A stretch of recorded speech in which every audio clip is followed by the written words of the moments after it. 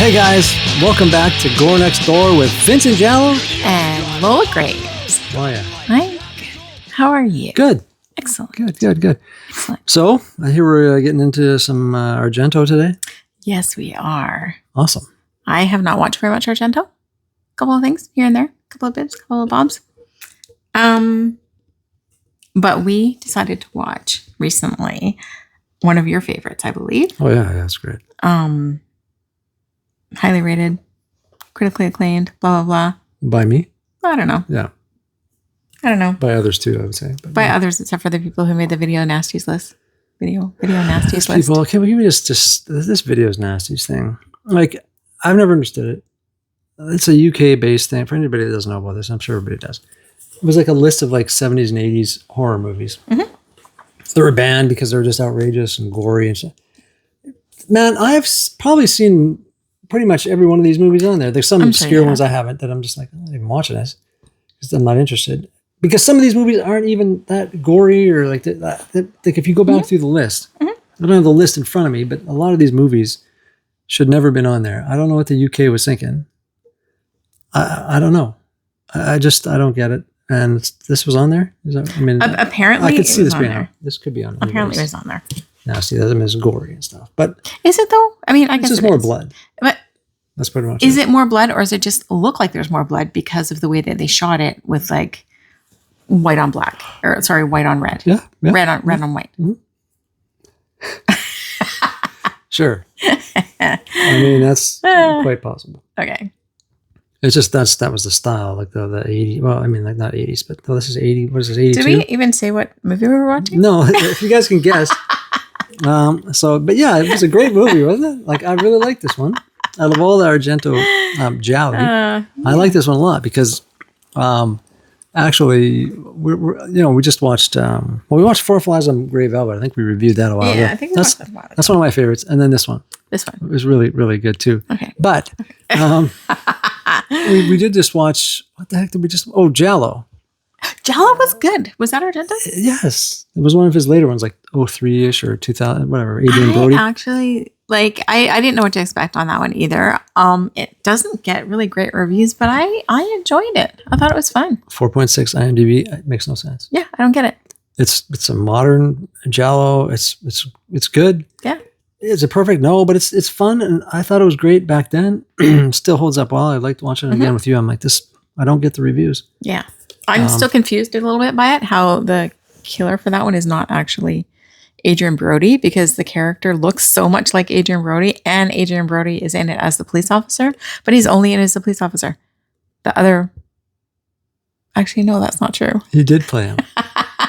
But his name was like... what's that? An anagram? Anagram, is that what it is? A palindrome? I don't know. Is it an anagram? Sure. What's that thing where it's like the same on both sides? Like, no, it's not one of those. It was like rearranged letters. I just had that like aha moment as I was saying that. It's so weird. It wasn't him. It wasn't him. And then I was like, oh fuck, yeah, it was. Now I remember. Yeah. It was Brian. It was him with his name letters in his name rearranged. Brian. Anagram. Yeah. Anagram. Yeah, something like that. I don't know. But yeah, no, that was a good one. And then we also just watched... We are not English majors or anything like that. No. Yeah. But then we also watched Bird with the Crystal Plumage. Yeah, I wasn't as big of a fan of that one. Mm-hmm. Yes. It's all right. And you don't like Deep Red, right? For some reason. We're going to revisit it. I need to revisit it because I watched it once and I didn't get it. I was not impressed. I didn't really enjoy it. Yeah. So I mean I would like to revisit it. No, we'll watch it. Yeah. Yeah. I mean, yeah, we've got some other ones to watch. I mean, we went through that. We went through a lot of Gialli movies. Yep. And a lot of them were not great. Yep. But some are pretty fantastic. Mm-hmm. Like the one that we may or may not be eventually talking about today. I don't think we should mention the name until the very end of the video. I mean, why not? Just for the heck of it. I mean, people can probably guess what it is anyway. John Saxon's in it. John Saxon is in it. Oui. So man, that guy. He's just in everything, and he's great. He was in the first Gialli, like proto Giallo, like Evil Eye. Where's the freaking Giallo? Did we see that?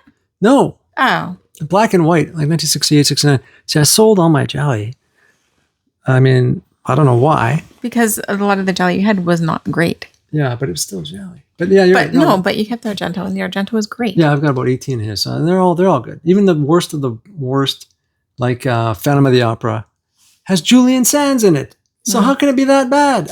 R.I.P. Julian Sands. Huh? R.I.P. Julian Sands. Yeah, exactly. I mean, yeah. I didn't mean to sound excited about that. Yeah. Yeah. No, like I always liked him. Morbid son of a bitch. Yeah, like I'm not some of these guys, whatever. Like I liked him, and I liked Jeremy Irons. Like, I love Jeremy Irons. He's got literally, I think, the best voice out of anybody ever. Yeah, there's something, I don't know what it is. There's somebody out there. Yeah, I don't know what it is, but best voice ever. Yeah, he's so good. Like he was in like one of those Die Hard movies. Oh yeah. Part so 3. Good. Yeah. So good. Die Hard with Vengeance, I think. Maybe. Yeah. Yeah. No, he's good. I hear you're a big Lion King fan too. So excuse me. He was Scar. Oh. Okay. Life's not fair. Remember that? No. A little frog in my throat didn't work, but a little lion. I don't know. Yeah, he's good, but like I really liked what? I don't know what you're talking about anymore. Julian Sands. Oh yeah. Yeah, like he's good. He was in a lot of these 90s. I don't know. I'm kind of looking up here. I'm just all over the place. But what else we got? Yeah, so that's pretty good. But no, this movie is I think it's his best. Yeah. It's really good. I can see why you like it. And I kind of like the fact that it's like this author and this whole thing kind of going on. And I don't know why it doesn't have anything to do with In the Mouth of Madness, but I always think of these two movies together, which we also just watched. Forgive me if, as we're going through our review, I mix the two up. Right. Because they're kind of blending in my brain now. They kind of do for some reason. Yeah. And watching them like back to back like that, they are definitely blending in my brain. He flies in to where Italy or whatever. Okay, let's just say what we watched. Okay. The movie that we're talking about is Tenebrae from 1982. Okay. Do you want to do the premise? No, go ahead. Okay. There's like an American actor dude. Nope. American novelist who writes crime novels, who ends up embroiled in an Italian murder mystery because someone is killing people, and that somehow relates to the content of his books. Yeah. And also he's receiving notes or something from the killer, who's kind of taunting him, the writer. Yeah. Mm-hmm. Okay, continue. Yeah. Well, that's where was I? Okay. So that kind of, there's that, like he flies in or whatever, and In the Mouth of Madness, it wasn't really the same kind of thing, but like he was kind of, wasn't he like touring around? No. See, I'm getting the two mixed up. No, because he was the main character of In the Mouth of Madness was an insurance person. Yeah. Who drove around trying to find, because the writer, the Sutter Kane was MIA. Yeah, that's right. And his editor company, whatever, was trying to find him. And so they hired this, for whatever reason, insurance guy somebody hired him to confirm whether or not the disappearance was like fraudulent or a hoax or if it was true. So. Yeah. But I mean, so he was kind of traveling around, and this guy just sort of arrives at Italy. I don't know, the two kind of blend together. Nothing at all the same. But for some reason, that's I think why we watched them back to back, which is probably a bad idea because now they blend more together than they maybe even did before.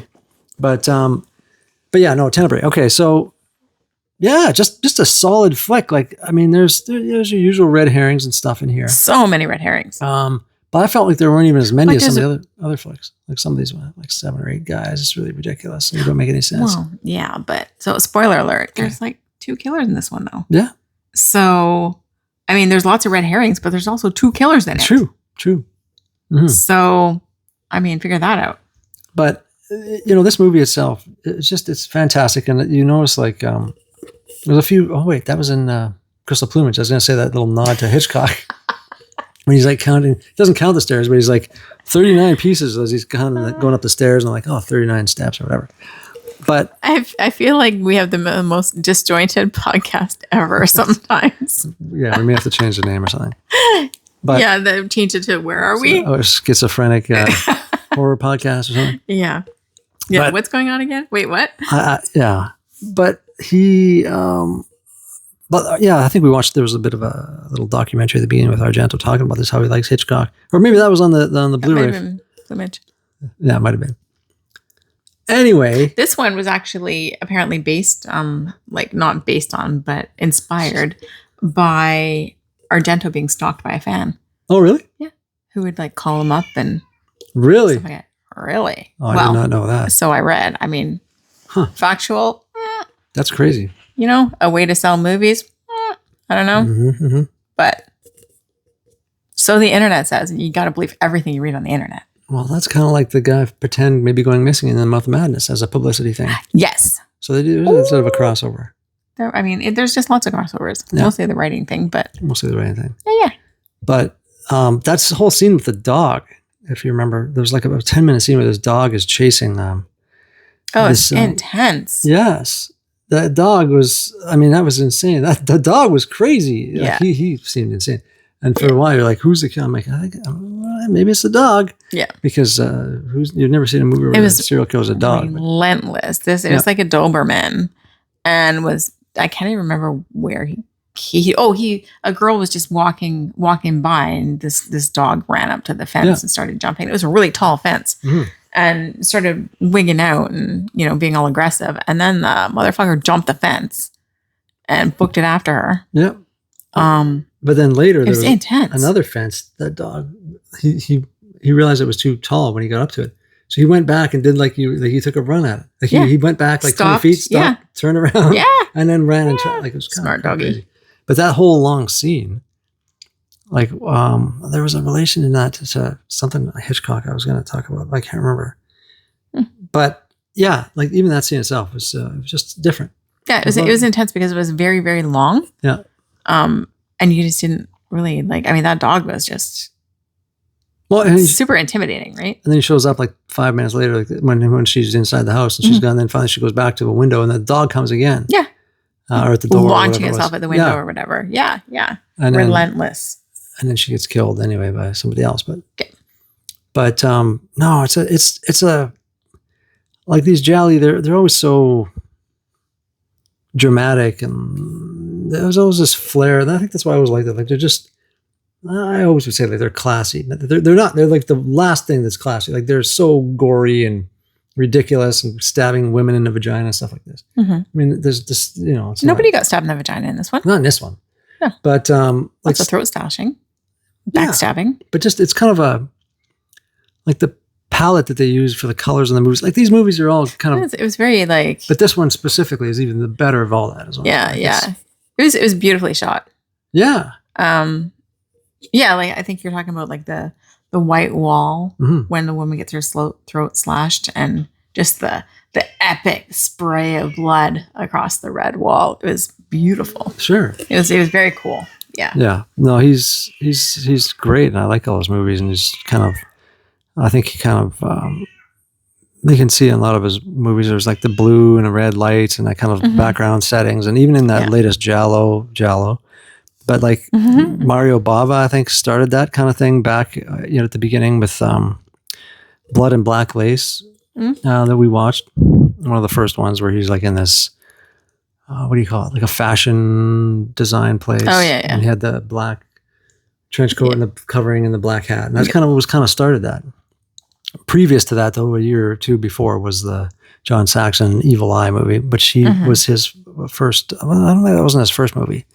Bava, but you can see Argento's stuff is very, like he was inspired by that, and Hitchcock and stuff, and his stuff's all kind of like that. But this is, for me, the paramount of the whole thing. Like it's just, I think it's fantastic. Yeah, yeah, it was great. There's always a few little maybe loose ends or little red herrings or things that don't add up, but always, I think I can remember there's a few things I was like, yeah, but what about this? Yeah, I'm like, oh yeah, like when we find out. All right, so we find out. At the end, There are two killers. So the first killer, when we first start watching the movie, the main character, was that John Saxon the main character? Is he the writer? No, he was like he's the cop. Okay.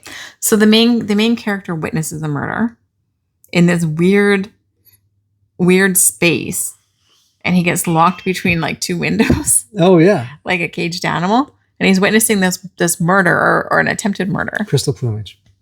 Was it? Yeah. Son of a bitch. Yeah. We watched too many movies. Absolutely. Okay. Scratch that. Great. Great scene. Okay. Yes.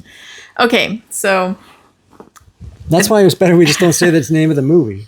You see, if we don't say the name of the movie, none of this matters. And people will guess, and people will be like, "No, you're wrong. You're talking about this one." Like, no, we weren't. We're talking about all of them. See? All of them. All right. Okay. So this is the one where at the very end we find out that the writer is the murderer. Yeah. Who was there two murders in this one? Two murderers in this one, or was it just him the whole time? No, there was because he killed the guy that owned the house. He was killing all the people.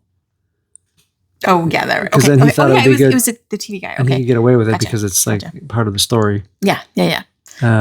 So this whole Sutter Kane kind of thing. See, it's confusing, right? Crossover. It's so confusing. Oh my god. So yeah, there's a scene. Okay, we find out at the end that the writer is the killer, but I'm like, that can't be right because this is I thought for sure that had to be a red herring because there's no flipping way. Earlier in the movie, him and this kid are outside this house, because they think that they know who the actual killer is, who's like some TV personality, and he is the actual killer, but the writer sees this as a way that he can do some killing, I guess, off his ex-wife or whatever it was. So he actually kills the killer while the boy is watching, and the boy freaks out and runs, and basically runs right into him, far, far away from where he was just killing someone, laying on the ground as if he got hit on the head with a rock. Yeah. But he literally went right from the window right to that spot. Yep. There's no way, because the kid ran while the guy was still getting killed. Yep. There's no way that he could have been in two places at once. So I was convinced it was a red herring. Yeah. And I was like, this doesn't make any sense. I don't understand. This doesn't make, and Vincent was like, Jello. Thank you. I was just going to mention it if you didn't. That's it. Yeah. That's all you need to know, because you just suspend disbelief. I mean, it's horror anyways. Suspend disbelief. Yeah. But that, Jello. Yeah. Like That's that it. explains everything. That's it. You don't have to know all the answers. You just enjoy it, go for the ride, and just be like, hey, that was cool. Yeah. Yeah. That doesn't always add up. I don't think any of them ever are perfect. Well, it makes it harder when you're trying to add up three separate movies at the same time well, to make that's one true. movie. That's difficult. At least some of these, not this one, they always have a guy, kind of like End of Psycho. There's a guy's like, there's always a recap most of the time. You're like, what the hell just happened? There's one we watched. You didn't even see the killer until the last 5 minutes, and they weren't even in the movie. Yeah. I don't even know what movie that was. I don't remember. You're like, who's that character? One of the hundreds of movies. They just Who the fuck is introduced that? him at the end. So you have no way of guessing who it is. Yeah. And you're good at that, but like this one, you have no chance because Well, yeah, because you literally, whatever they come up with is nonsensical, and Sure. there's no way in hell that you can actually figure it out. Yeah. Like you can randomly throw darts at the board and try to figure it out, and somebody eventually might be right. Yeah. But there's no way that you can logically figure it out, which hurts my logical brain. Well, Yeah. yeah, this one didn't have that guy at the end, but I do get a kick out of that one. The guy's like, well, it was very simple to understand that, John was abused as a child and therefore couldn't confront his own tendencies and sexual urges with farm animals. So he decided to resort to... Though there was that in this one. Was there? Because that's how we found out. They had a bunch of flashbacks throughout the movie. If I'm thinking of the movie. Oh, yeah. Where, as a child, he saw a woman on a beach who was... I don't even know how to describe it. It was maybe going to be getting it on with like 5 guys. And he sees this, and they instead go and beat the shit out of him. Yeah. And this is all through flashbacks. And then he, in turn, as a child, still, I believe, ends up killing that woman. That's his first murder. Right. And you see all these flashbacks, but you don't really understand how it relates to anything. But then at the end, somebody does a recap. Oh, yeah, that's right. And says, oh, yeah, he killed because this was his first. They receive a fax from Interpol who is like, oh, yeah, he first killed this person way back when, but he was never charged with it. So it does a total recap. So they did. Yeah. Because most of them they do, and it's kind of fun when there's always some guy, like it's usually a psychologist or something. Not in this one, I guess, but it's always like, well, it's pretty obvious. Yeah, this one was just a fax from Interpol. Yeah, well, that's even like that's really mailing it in there. But hey, Argento can get away with it, I guess. Yeah, no, it's good. I mean, great flick. Mm-hmm. I think it's one of the best. I'm glad you liked it. Mm-hmm. I mean, I don't want to say it's all downhill from here, but they're all good in their own way. But I like this one. Yeah. Did you want to talk about that crazy cool crane shot?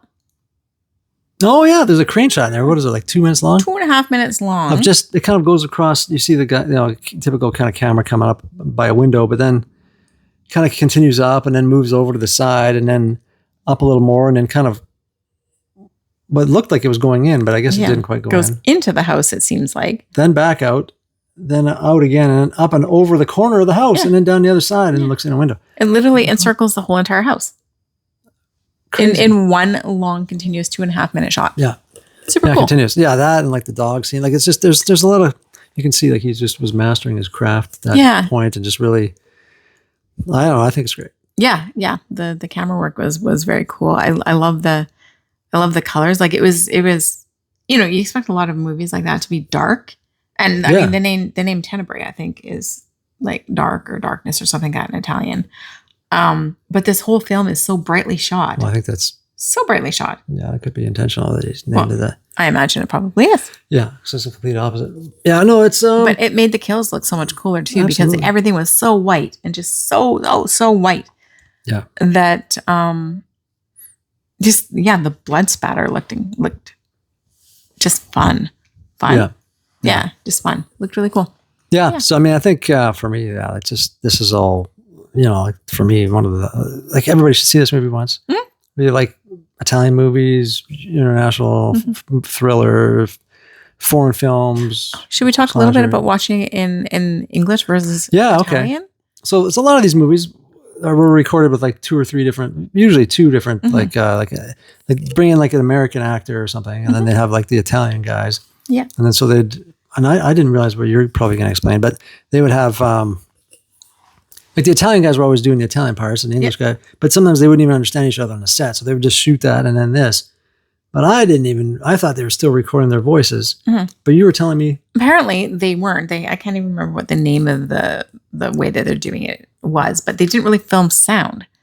So some of the actors were even just like moving their mouths, like not really saying anything. Didn't matter if they could understand each other or not. So why bother even saying anything out loud? Right. And then they would go in later and record their voices. So even if you're watching it with an English track, the voices on screen, like the dubbing, doesn't necessarily seem to match exactly. Even though it's the same person dubbing their own voice. Dubbing their own voice. Yeah. And same with the Italian. If you're watching one of the Italian people who's actually, speaking Italian while they're filming. Yeah. And they dub the Italian voice over it, the voice doesn't match. So like we struggled for like, I don't know, probably a good 10 minutes of like, we wanted to watch in Italian, but then we're like, but this guy's speaking English. This doesn't make sense. Yeah. So we like back and forth changed the tracks like multiple times, trying to figure out the best way to watch it. I think we ended up Googling what's the best way to watch this. Mm-hmm. Should we watch it like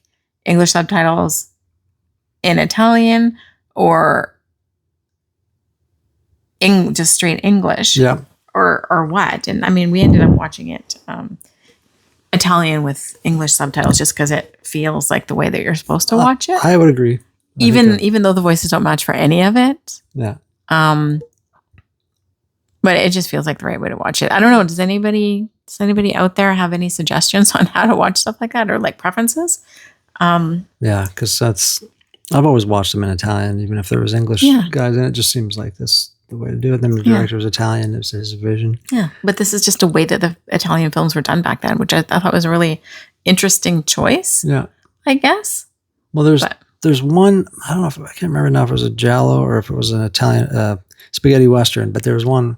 It was an Italian, Spanish, English production, or like American production, and so there was three. There was like Italian, Spanish, and English on the set, and there was 3 tracks you could watch. I'm like, oh, this is crazy. Like, what do you?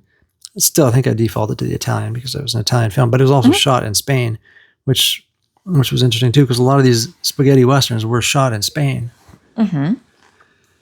But I don't know. It's just an interesting kind of thing. But but I'm glad you brought that up because definitely interesting. Yeah, I never would have known that, and we wouldn't have stumbled across it if we weren't trying to figure out what the best way to watch it was. Yeah. Always kind of trying to default to subtitles, and watching it like in the native language track, but yeah, we just couldn't figure it out. Yeah. It was like as if these things aren't confusing enough as it is. Exactly. Yeah. And you can never figure it out because you never know who did it because it's probably implausible. Yeah. Yeah. You can't even figure out what way to watch the movie. It's interesting. Yeah. Yeah. So that's a good breakdown of that movie, I'd say. I mean, it's a great flick, and glad you enjoyed it so much. Yeah, I highly recommend it. It was really, really good watch. I gave it, I think, an 8 out of 10. I quite liked it. Nice. Yeah, that's fantastic. Yeah. All right. Thanks for joining us, guys, and we'll talk to you guys on the next one. Stay spooky. You've been listening to Gore Next Door with Vincent Giallo and Lola Graves. Follow us on Instagram and TikTok for updates and behind-the-scenes posts. New episodes are available on YouTube or wherever you find your podcasts.